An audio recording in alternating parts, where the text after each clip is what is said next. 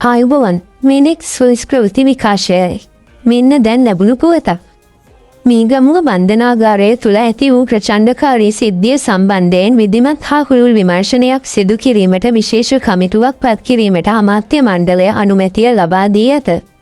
ඒ අද රැස් වූ කැබිනට් මණ්ඩල රැස්වීමේදී මෙම කමිටුව මගින් සිද්ධියට හේතු වූ කරුණු ඒ පිළිබඳව ගත යුතු ඉදිරි ක්‍රියාමාර්ග සහ මෙවැනි ප්‍රචණ්ඩකාරී සිදුවීම් යළි ඇතිවීම වැළැක්වීම සඳහා ගත යුතු නිර්දේශ ඇතුළත් වාර්තාවක් රජය වෙත ඉදිරිපත් කිරීමට නියමිත බව රජයේ ප්‍රවෘත්ති දෙපාර්තමේන්තුව නිවේදනය කර ඇත.